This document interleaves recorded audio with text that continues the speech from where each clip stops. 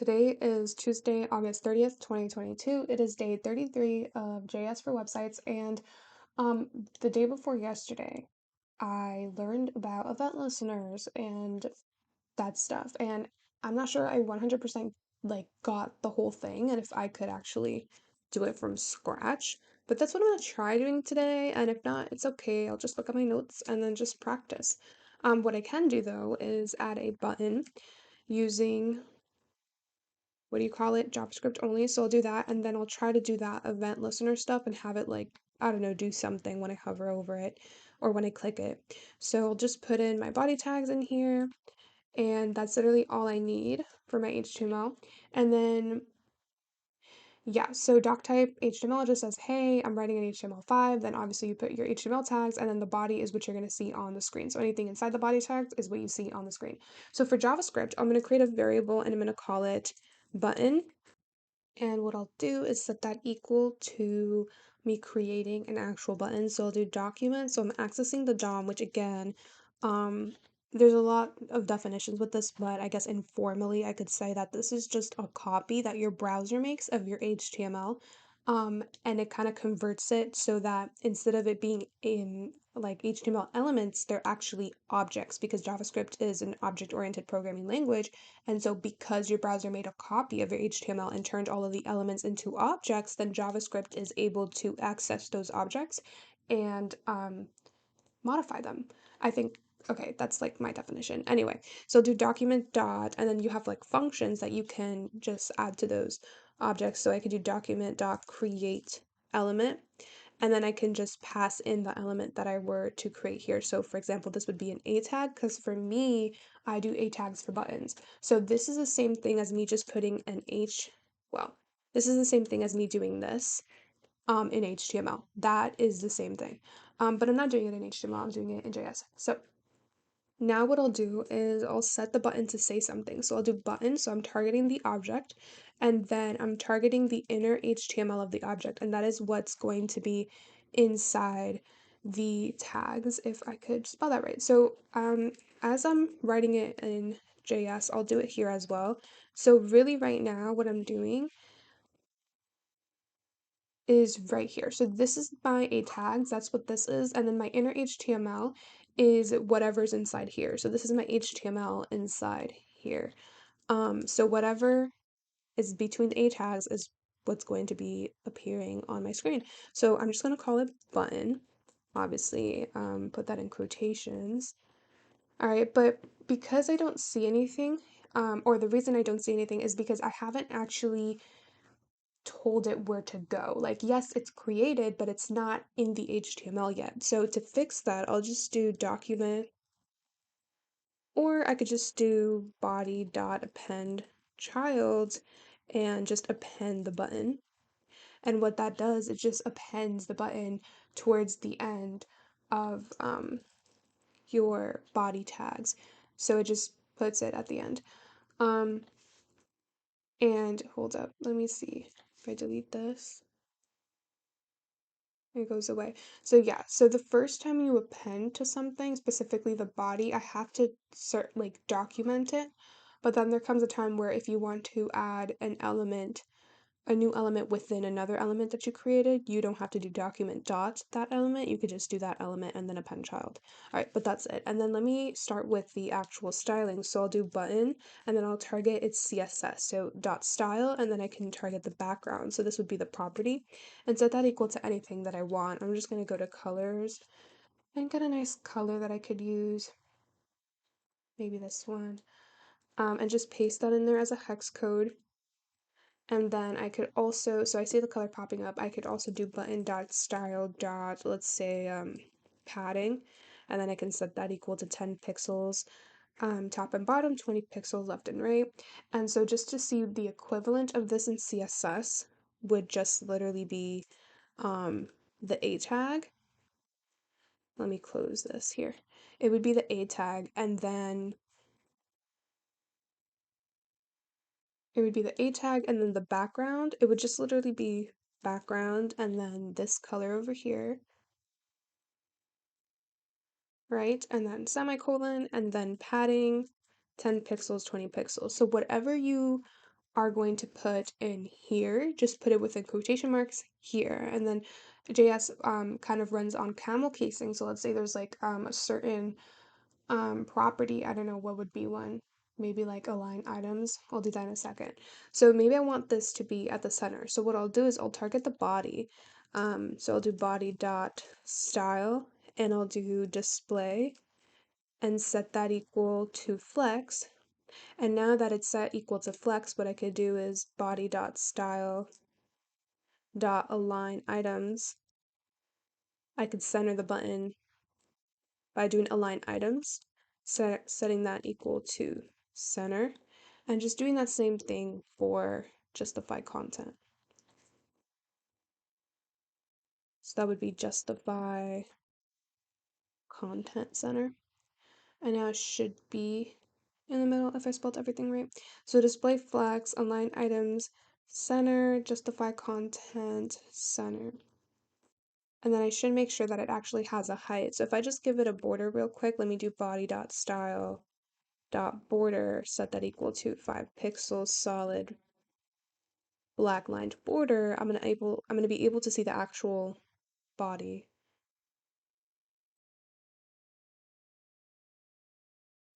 Interesting. Oh, I'm so dumb. It's because I haven't targeted the body.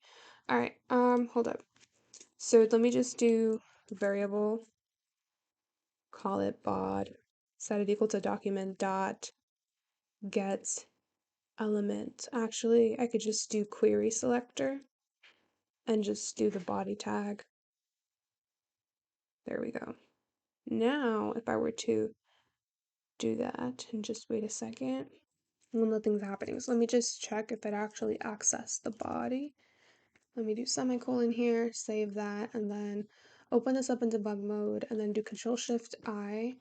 So it says body is not defined, cannot read properties of null reading, body is not defined. Okay, how is it not defined? Let's see. Let me think. So variable body document dot query selector body, or is it like maybe get element by tag name body, and then I would have to do like a for loop, and then I would have to do like a variable I set that equal to 0, and then let's see, I would have to, as long as I is less than the bod dot length, then I plus plus, and then for, let's see, for the bod, for every I in the bod, just change, let's see, what would I do? Style dot display equal to flex. And then I could also do the following here. Let me try to do that instead. All right, and then close this up. Save that, reload. It says tag name is not defined. How is that? Okay, document dot get element by tag name. How is it not defined? Like, where's my code? Okay, get element. Oh, it's elements by tag name. Oh, there we go. Okay, great. Now, let me just try to do that with justify content. So let me copy this a few times. Copy this, paste that in there. And then the border also, whoops, that's the wrong thing. Okay, so now it's working. I don't know why it didn't work before when I did query selector. I probably spelled query selector wrong. So I probably should try that again. But I'll explain this in a few seconds and basically what I'm doing. Let me just try to actually finish it. All right, so move that. And then I believe I got everything right. Oh no, I wanted to do the border. Where did the border go? I lost the border. Okay. Just delete everything else in here. And why are there two line items center? Okay, paste that in there. So now I'm able to see the actual box. And so the reason it's not going all the way towards the center is because the height of the body is not 100%. So I'll just do bod I dot style dot heights and set that equal to 100%, or I probably should set that equal to 100 VH, vertical height of the screen. So now the button's actually going to be at the center of the screen. So basically what I just did right now is I used this function get element by tag name, or elements. So this returns, I'm not sure if I remember, it's either a node list or an array. Or no, it's a collection. It's a collection, which is an array, or it's a node list. Um, but I believe it's a collection. Yeah, and then query select, not query selectors. The other one is, never mind. Anyway, yes, either way, it's some sort of type, it's a type of list. And so because it's a list, even though it's only one body tag, it's going to think that there's more. Let me rephrase. Because this is a function that returns a list or an array, you can double check or whatever. I have to actually iterate over that list or array in order for me to actually get the things inside. And the body tag is inside that list. And so that's why I did a for loop to iterate over it. So I said, okay, like this could be like the counter, like I is a counter. So I set the variable I to 0. Okay, the counter is set to 0. As long as a counter is less than the amount of elements or objects inside the bod array or list, then like one up the counter. And so when that counter reaches the maximum amount of elements that's inside that list, then it's going to stop. But for each element, right, that's inside that bod list, it's going to target the style, and it's going to target the display property and set that to flex. And then it's going to target the align items and set that to center. It's going to give it a border and 5 pixel solid black, and so on and so on. And so what that looks like in CSS is the following. So I literally just did display flex, and then I did align items center, and then like justify content center, and then I did a border 5 pixels black solid. So this, if I were to literally delete my JavaScript, um, this, it would still look like that. And I'll actually do it. Like I'll delete this, and then delete my body of JavaScript, and I'll be able to see it's going to be the exact same thing. Like nothing is going to change besides the height, because I didn't add the height, of course. So let me do height 100 VH, set that equal to that. Oh, I just realized this is supposed to go in the body tag, not the A tag. So let me fix that real quick, paste that in there, and there we go. Now we have basically what I had in the first place. Yeah, so that's literally the equivalent of what I just did over here. Hopefully I still, oh my God, okay, there we go. That's the stuff there. And so if I were to just hide this, it would still be the same thing, right? Okay, so that's that. I believe I could try doing variable, let's see, like bod equal to document dot query selector. Maybe it's because I spelt it wrong the first time. And then doing, let's see, bod dot style dot border equals to 10 pixels blue solid. Just give it one more try, see if that works. Oh, there we go. So I did spell it wrong the first time. Oops, hold up. There we go. Okay, so I don't really need all this now. Um, so I think I did spell it wrong the first time. So essentially what I need to do is just the other way of doing this, the easier way, right, is to use query selector. And query selector just returns one element, which is why you don't need a for loop, because it's not like a list and array where you have to iterate over. So it's easy in that way. And so I'll just do the equivalent of this over here. So it's the same thing, bod dot, let's say like style dot display, set that equal to flex, then doing bod dot style dot, what is it again, align items. So notice that's what I was saying earlier. So align items, it's a camel case. So camel case is like as like you would have line items like this. And so instead of writing it like this, you would write it in camel case, which is like lowercase first word. And then the second word, you would do no spacing, but you would just turn it into like an I, right? So that's kind of what that is. So if I just go over here, set that to center, so it aligns the flex items, which in this case is the button, to the center vertically, and then bod dot style dot justify content, again in camel case, center, um, centers it horizontally, so it brings it down, right? And then let's see, what's the other one that I have? Bod dot style dot heights. I set that equal to 100 VH, and I think it covered everything. So now I could just delete this, or I could just comment it out. Don't have to delete it. There we go.